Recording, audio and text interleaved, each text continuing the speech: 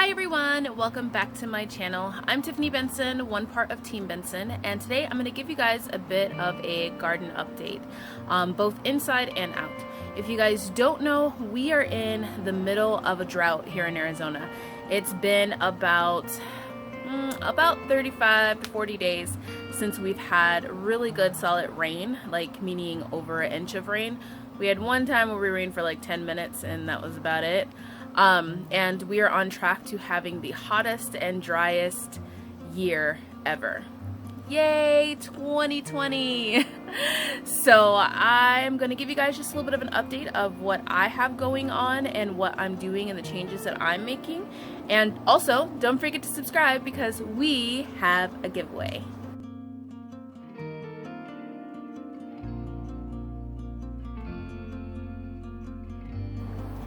So one of the things I want to remind you guys to do is to make sure that you're adjusting. When you're a gardener, you can't sometimes have a plan that's just going to go 100% the way that you think it's going to go.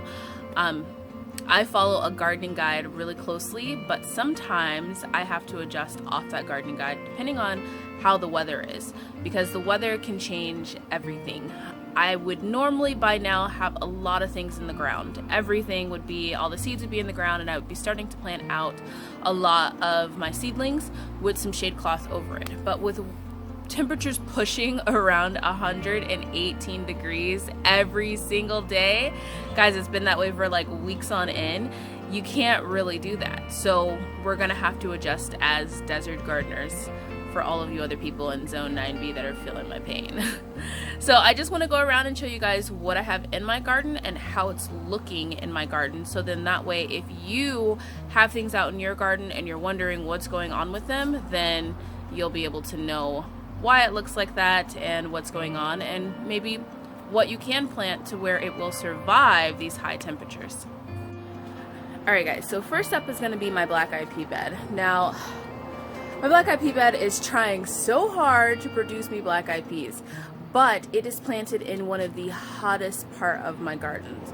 So no matter with the shade cloth and with the umbrella I have over it, I am still getting a lot of sun skull. So this is what it's looking like. For all of you guys that don't know what sun skull is, this is what it is.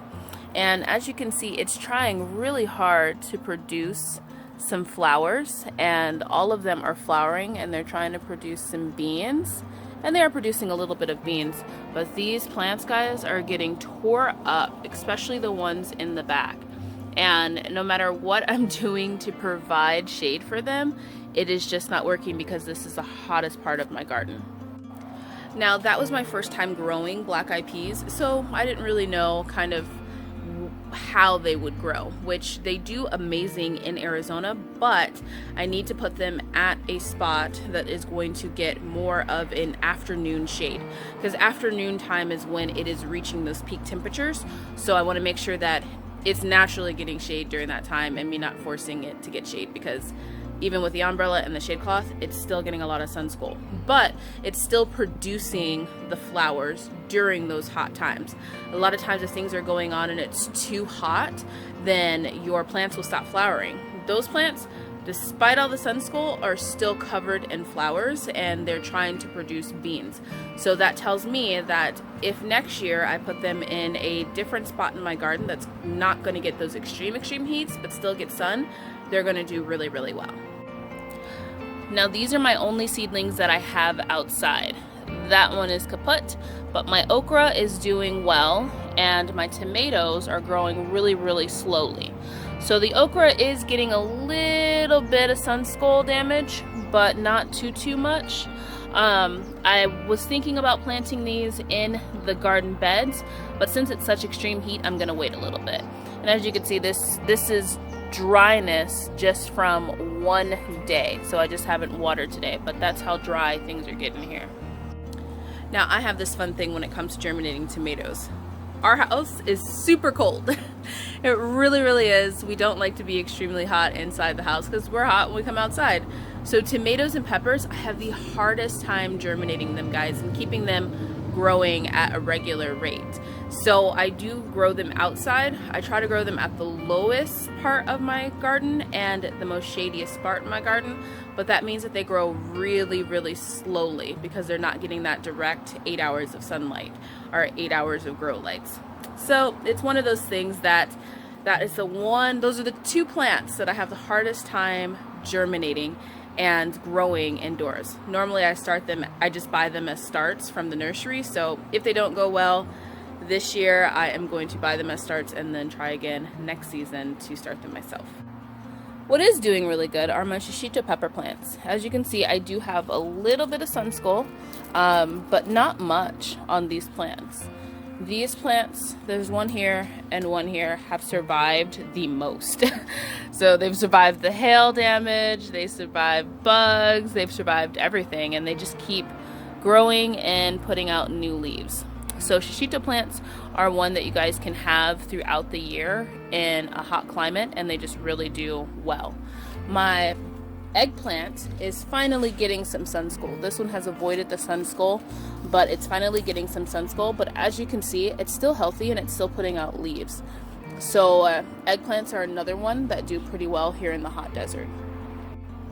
And herb-wise, basil. If I can stop getting things from eating my basil, one was eaten there and that one's kind of getting eaten there, which I've been covering it with those. But if I can stop things from eating it, the basil grows really well. This is the lettuce leaf basil. It is growing a lot slower than it does in the beginning of the summer, but it is growing well. The rosemary is going through its time where it's going to die back a little bit and then it's going to grow back. As you can see, it's already growing back its new leaves coming in, but rosemary will last all year long and it'll last for years on end, but it is one of those things that has its moments where it dies back and then comes back even stronger and then dies back and then comes back even stronger. So in the hottest part of the summer, guys, rosemary and basil are going to be your two herbs that you really can keep. They'll maybe die back or not do as well or not grow as fast. My rosemary does not grow that fast and it dies back a little bit during the hottest part of the summer, but come the fall, it'll be green and luscious and beautiful again. And it's been doing that for a couple of years now. So make sure that you have those two in your garden for the summer, because in the beginning of the summer it's going to be amazing, and then in the fall it's going to be amazing again. Now this little guy all over here on its lissome is a midget cantaloupe, and it actually is starting to grow and starting to climb a little bit, despite me thinking that it was not going to, because the other one over here got eaten and I've had the hardest time protecting that, and now that it's climbing I can't really protect it, so it's really just on its own, but we'll see how that continues to grow. And here's to my only squash plant that has survived. Now it is growing extremely slowly, but as you can see we have some new leaves on there.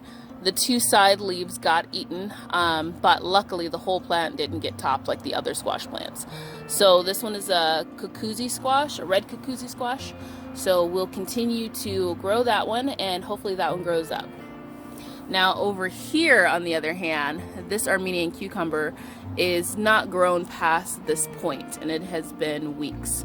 So I'm probably going to go ahead and start another Armenian cucumber inside, just in case this one just doesn't really pull through. And the last thing in my garden that is doing amazing right now is our brand new Mexican lime dwarf plant. Now this one is holding up really good to the sun. It has a little bit of sun skull on the ends of the leaves, but I mean this is getting direct full 118 degree sunlight for hours on end, and this is all the damage that it's seeing, and some of this damage was where it came this way. So it's doing really good, guys, and it is also producing already. So with these high heats, it's still producing limes. As you can see, that one right back there is pretty big. One of the things I do want to point out, guys, is be careful with these because they have little stickers and they will stab you. So not much is going on the outside in my garden. It's so very hot out here, but the things that are out here are trying to produce and they're trying to grow. but we are continuing to put things on the inside so that come fall we can actually plant out a full garden of starts that are pretty decent size. So I'm going to water back here, and then I'm going to take you guys inside so you can see the starts that I have going on, and then what I'm going to be starting again today. Okay, we're back inside. It's blazing hot outside. So I wanted to show you guys my starts that I have going so far. So in here I have a variety of different winter things, a couple of herbs, and then also some fall things too as well. And then some late summer things too. So there's certain things that I want to show you guys that I want you to look out for.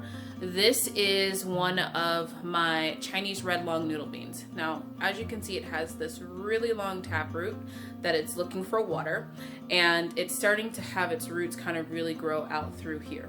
Now, one of the things I want to do, even though this one doesn't have its true leaves completely in, since these roots are starting to get pretty gnarly, I want to go ahead and up pot this.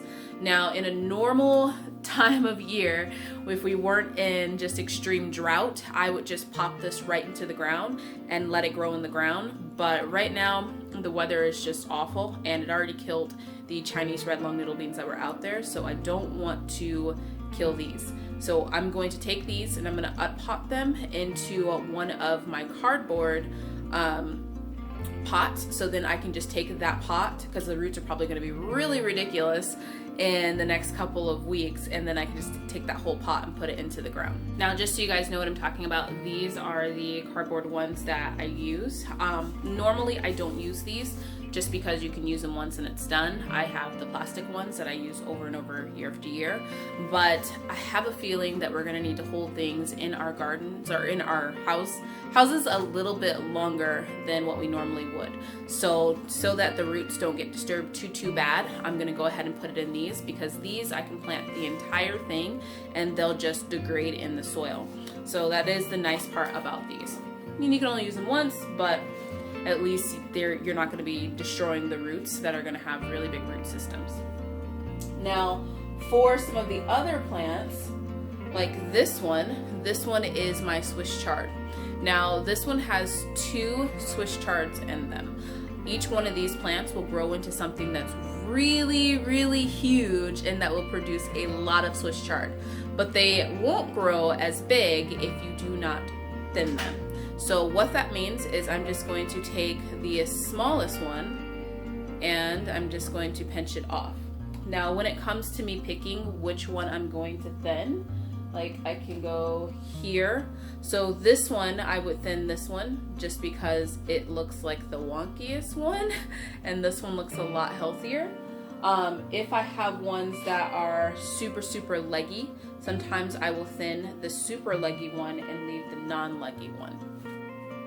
Now, the other things that I want to watch are my Malabar spinach. As you can see on here, it has a little bit of fungus growing. That is just the water moisture being held on this little pea pot. So what I'm going to do for these is I'm going to plant it out in one of these, and then I'm just going to add a little bit of cinnamon to the soil. That'll keep fungus nuts from growing into this and producing fungus nuts all over my house. Now, one of the other things I want to show you guys are my cucumbers. Now, the cucumbers are growing. I accidentally planted a little bit of thyme in there, so I'm going to pull that out. I was just rushing. But my cucumbers are starting to grow their true leaves. These ones definitely need to be potted into something a little bit bigger, so they're going in this. And then they also need some fertilizer, because they are starting to really produce true leaves, and they're just starting to grow. And as you can see, their roots aren't super bad. If it was in a bigger pea pot, I could leave it in that, but since it's not, because I ran out of the big ones, I'm gonna go ahead, put it in one of these, and then I'm gonna start giving this little guy some fertilizer. So I'm going to go ahead and take care of all of these and up pot them, and then I'm going to start some new ones in tomorrow's video. But I hope you guys are not burning up in this super hot heat. Make sure you're drinking plenty of water, and make sure you're giving your plants and your soil plenty of water too as well. But until next time, make sure you guys grow yourself a garden, because even a small space can provide you with tons of food. Bye guys!